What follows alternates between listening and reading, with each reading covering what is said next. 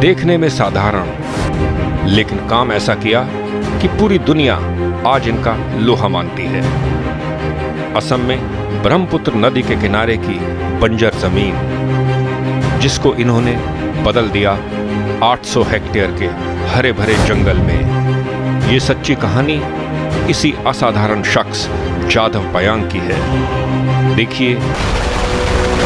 ब्रह्मपुत्र नदी के किनारे ये बंजर जमीन, जहां इस शख्स ने उगाया एक जंगल, जिसमें अब हर तरह के वन्य जीव रहते हैं। इस महान उपलब्धि को सरकार ने भी पहचाना और आज ये इंसान पूरी दुनिया में जाना जाता है।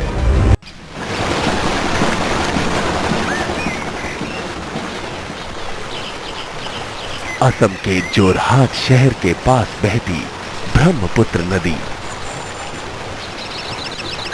विशाल ब्रह्मपुत्र जो हर साल मॉनसून के वक्त तबाही अपने साथ लाती है।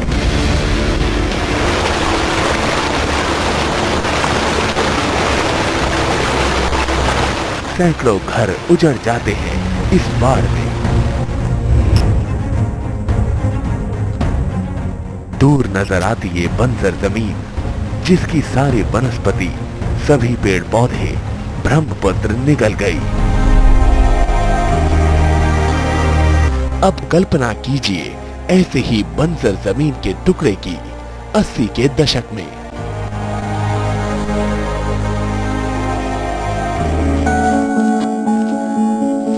और साथ ही एक शख्स के बारे में भी सोचिए, जिसने अकेले ही इस जमीन पर काम करना शुरू कर दिया।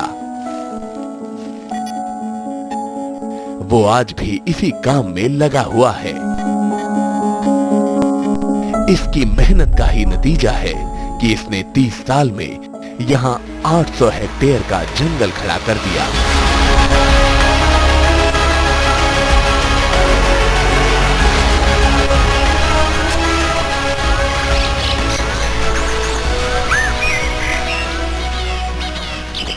और लोग तो पेड़ लगाते हैं, लेकिन जाधव पयांग ने जंगल ही पैदा कर दिया।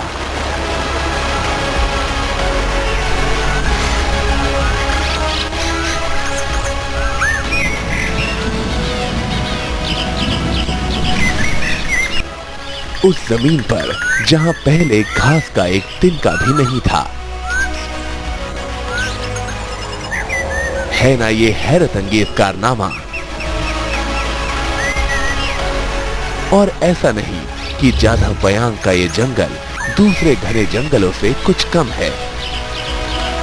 इस जंगल में बाकायदा हाथी, गैंडे और अन्य वन्य जीव रहते हैं।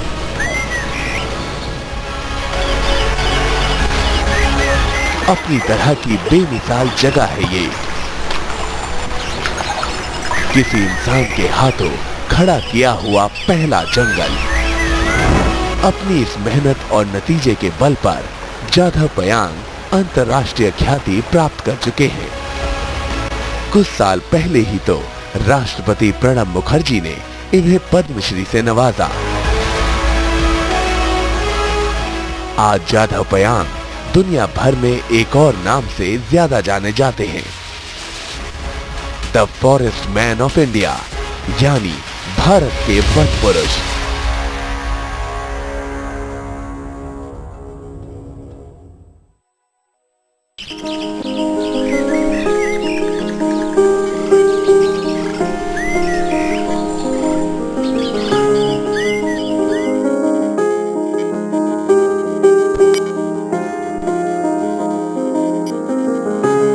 जोरहाट में ही एक साधारण से घर में रहता है भारत का ये वन पुरुष।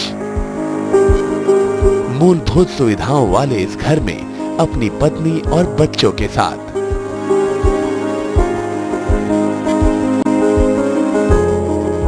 गर्मी को भगाने के लिए पूरे घर में सिर्फ एक ही पंखा है। जाधव पयांग मुस्कुराकर कहते हैं कि सुख सुविधाओं का उन्हें कभी लोभ रहा ही नहीं। काफी दिलचस्प ख्यालात के हैं ये, और हो भी क्यों ना, अपनी पूरी जिंदगी इन्होंने लीक से हटकर जो काटी है। एपीजे अब्दुल कलाम साहब भी मोड़ में हाथ दे के बुलाया, विश्व से सब अच्छी काम आप करा है। ये विश्ववासी समस्त विश्व मेरे मकान है, दूसरा के घर नहीं है, मेरे है। जितने भी हैं मेरे घर है। ऑल ओवर वर्ल्ड में जितने जो देश भी बोलेगा जाने पड़ेगा प्लांटेशन करने के लिए। पेरिस में गया था वो भी प्लांटेशन करने, ताइवान गया था वो भी प्लांटेशन करने पर। स्कूल एंड बच्चा लोग सीखने पड़ेगा, वो लोग धरती बसाएगा। जो मैं तो इंडिया में है, अभी इंडिया बसने के लिए ठीक रहे नहीं है, जो ऑल ओवर वर्ल्ड के बसने पड़ेगा। सब लोग करने से भी जिंदे रहेगा, नहीं तो नहीं रहेगा।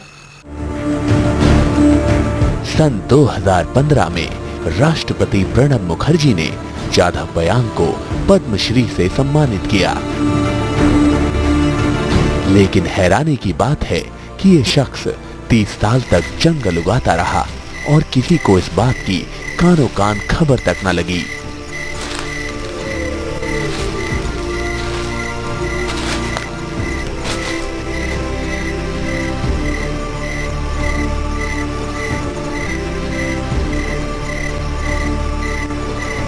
यहां तक कि असम के वन विभाग को भी नहीं।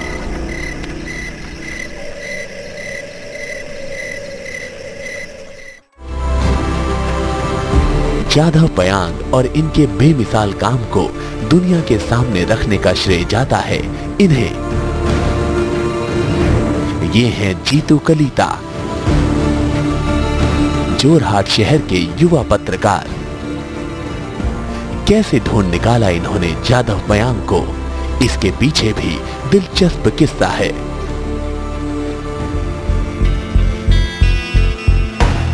अपने सूत्रों से खबर मिलने के बाद जीतू निकल पड़े जाधव पयांग की खोज में।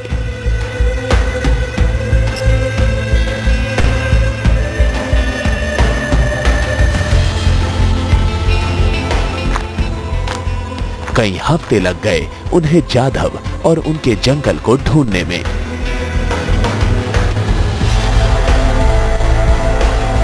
लेकिन आखिर जीतू कलीता ने ढूंढ ही निकाला इस वन पुरुष को। जैसा कि वो बताते हैं, उनका ऊपर में स्टोरी करने के लिए 3-4 बार गया था, उनको मिला नहीं। एक बार गया था, उनको देखा है तो मुझे देख के भूल गया। वो जो प्रोसा आया है उनका फॉरेस्ट डिफॉरेस्टेशन करने के लिए और कोई राइनो किलिंग करने के लिए कोई पोसा आया है, ऐसे मान के उनको मुझे मारने के लिए आया था। मैं तो वापस चल गया। फिर और एक दिन में छुपे छुपे सराउंडिंग एरिया में घूम के फोटो खींच के उनको पता निकल गया। अंदर में एक फैमिली था, उस फैमिली के बाद में उनको इंट्रोड्यूस हुआ है उनका बीबी का साथ में। उस दिन पायंग जी नहीं था, और पायंग जी के बाद में पूरा नोट कर लिया। करने के बाद में एक दिन फिर वापस आया, फिर और एक दिन गया। उस दिन वो पायंग को मिला और फोटोग्राफ लिया है। सिर्फ आने के बाद में मैं वो न्यूज़ निकाल लिया है, the Dainik Janmabhoomi Assamese newspaper. वो जो न्यूज़ निकाला है उसी समय जो लोकेलिटी आदमी है ना, वो लोग तो मेरा पागल बोल लिया है। जब तुमको पागल है, तुम क्यों ऐसा न्यूज़ कहाँ पे है, कहाँ नदिया का अंदर में कहाँ फॉरेस्ट है। उनको मेरा पागल जैसा ऐसा सबको हंसने के लिए लग गया है। मेरा बहुत दुख लगा है। लेकिन असली जो खबर है, असली के मैं देख के आया है, लेकिन कोई लोग को कोई ऊपर में ध्यान नहीं दिया है। वो हमारा पेपर भी बहुत तगड़ा दिया है, तुम ऐसा झूठ-मूठ न्यूज़ क्यों किया है, इसलिए तो मेरा वही न्यूज़पेपर में हटा दिया है। कलम का जो काम किया है बहुत अच्छा लगा है। पहले मैं बहुत काम किया था, लेकिन जो जर्नलिस्ट टाइम में आ गया, अभी देखा है दुनिया अलग है। सच बात के लिए बहुत अच्छा तरीका है, और दुनिया देखने के लिए भी जर्नलिस्ट बहुत अच्छा है। अच्छा खबर देगा तो पॉपुलर होने से तो बहुत जल्दी पॉपुलर हो सकता है। जाधव पयांग के काम को पत्रकार जीतू कलीता ने पास से देखा और परखा। इसके बाद इन्होंने इस अनोखे इंसान के ऊपर ढेरों लेख लिख डाले। बस फिर क्या था, जल्दी ही पूरी दुनिया ने लोहा मान लिया इस वन पुरुष का। पिछले 1 दशक से जीतू कलीता जाधव पयांग के साथ जुड़े हुए हैं। यहाँ तक कि इन्होंने पयांग पर एक पूरी किताब ही लिख डाली है, जिसका शीर्षक है the forest man of India. बचपन से ही जाधा पयांग का रुझान पर्यावरण और वन्य जीवों के प्रति रहा। इनका मानना है कि इस दुनिया का हर जीव अहम है, बेजोड़ है, चाहे वो छोटा हो या बड़ा। इस सोच को इन्होंने कभी अपने से अलग नहीं होने दिया। एक लंबी बातचीत के दौरान उन्होंने कुछ ऐसे तर्क रखे जो आज के संदर्भ में चौंकाने वाले हो सकते हैं। जादव जी, ये जंगल उगाने का ख्याल आपके दिमाग में कैसे आया और कितनी मेहनत करनी पड़ी आपको इस काम में? बचपन में जो गांव में देखा है, बचपन से फल खाने के, बैम्बू, ट्री, जानवर, पक्षी सब लोग उगाए थे। लेकिन ये देखने के लिए तो कोई दिन देखने के साथ में एक दिन गाय पालन करके, बाफेलो पालन करने के लिए पिताजी बोले आप चल के आओ, ये देखने पड़ेगा। तब तो बाफेलो देखने के लिए सब गया था। कोई दिन देखा था 1979 पर ओवरफ्लाट हुआ। ओवरफ्लाट में इतने ही बड़ा चाइना, अरुणाचल प्रदेश से आया था, और जल्दी पानी सूख के उस सेंट एरिया में रुक गया। सेंट एरिया में रुकने के बाद शताधिक सांप आया। तो जून जुलाई तक बहुत धूप ज़्यादा है। आगे दिन असम में 12 दिन धूप देता है, वो दिन भी 23 दिन देता है। 23 दिन के बाद सांप सब सेंट एरिया बालू का गर्म पर सब मर गया। मरने के बाद मेरा ख्याल है एक दिन हम लोग भी ऐसे ही मर जाए। अच्छा, जब आपने देखा कि बहुत सारे एक गर्मी में सांप मर गए थे, तो उस चीज़ का भी आपके ऊपर बहुत असर हुआ? मेरा वो दिन 14-15 साल उम्र है। नीचे गांव, ट्राइबल गांव, डेयरी कमेटी वो लोग को बुलाया, ससा सांप नहीं मरने से क्या करने पड़ेगा। वो लोग बुलाया क्या, विश्व से सब उष्णा घास सूखने के बुलाया। मेरा मालूम नहीं है कि विश्व से उष्णा घास क्या। वो लोग बुलाया बैम्बू रुकने से भी सांप नहीं मरेगा, तो पेड़ रुक के जाओ। वो लोग 50 बैम्बू का बीज, 25 बैम्बू जो सांप मरा है वो घेर के उसका बैम्बू प्लांटेशन कराए। फिर रुकते बैम्बू रुकते 30 साल शेष हो गया। तो रॉयल बंगाल भी टाइगर आ गया, और राइनो भी आ गया, एलिफेंट आ गया, डियर आ गया। विश्व से 80% बर्ड फ्यूडरी मिलता है। आपको लगता है कि आपकी शिक्षा से लोग प्रभावित हो रहे हैं? ना, अभी तो हुआ।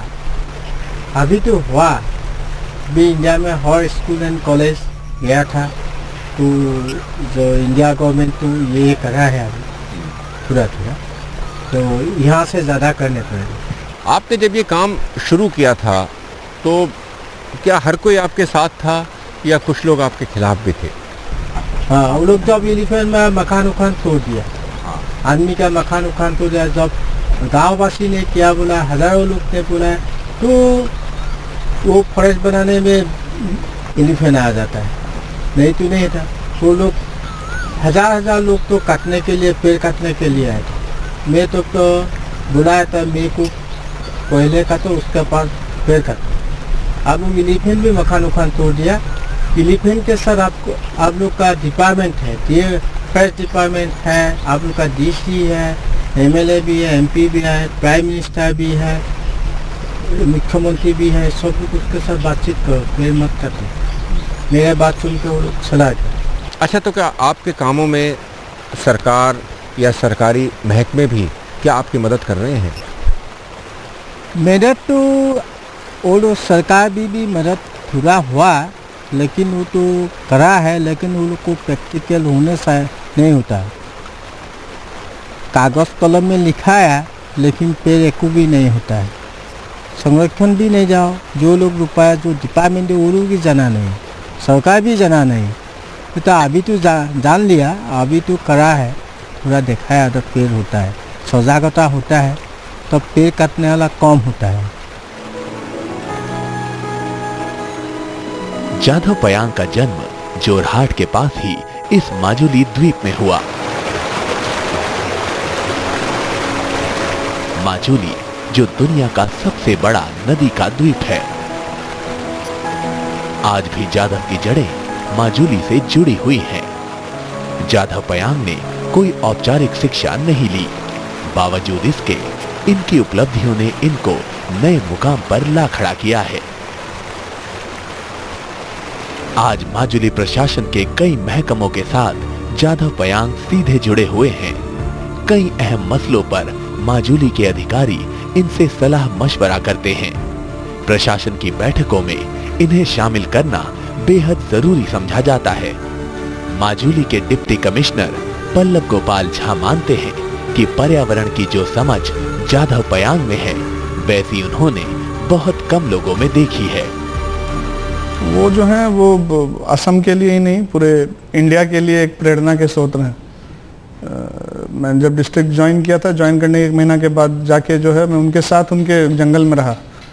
मैं एक रात उनके साथ उनके जंगल में, उनके काउ शेड में ही मैंने बिताई। उनके जितने प्लांटेशन है सारा सब कुछ चेक किया। और माजुली जो है recently it was declared as biodiversity heritage site by Assam biodiversity board. तो उसके मैनेजमेंट कमेटी के भी वो मेंबर हैं और बायोडाइवर्सिटी मैनेजमेंट प्लान हम लोग बना रहे हैं, जिसमें उनका काफ़ी बड़ा रोल होगा। तो उनको हम लोग मोटिवेशन और प्रेरणा स्रोत की तरह लेते हैं। इलेक्शंस में भी जो यंग इलेक्टोरल्स को मोटिवेट करने के लिए जो आइकन होता है, तो उसमें भी हम लोगों ने चुना था। तो प्रशासन की तरफ से या माजुली डिस्ट्रिक्ट के एक सिटीजन की तरफ से हमें काफ़ी गर्व महसूस होता है कि जाधव पायंग जो है हमारे पार्ट ऑफ डिस्ट्रिक्ट को बिलोंग करते हैं। एट द सेम टाइम हम लोग कार्बन न्यूट्रल डिस्ट्रिक्ट के ऊपर भी काम कर रहे हैं, तो उसका भी एक प्रेरणा का स्रोत वही है। तो ये है भारत के वन पुरुष की अजीबोगरीब पर सच्ची दास्तान। जाधव पयांग सहज भाव से कहते हैं कि उन्होंने तो शुरुआत भर ही की है, लेकिन पर्यावरण को बचाने की जिम्मेदारी हम सब की है। एक बड़ी चुनौती है हम सब के लिए।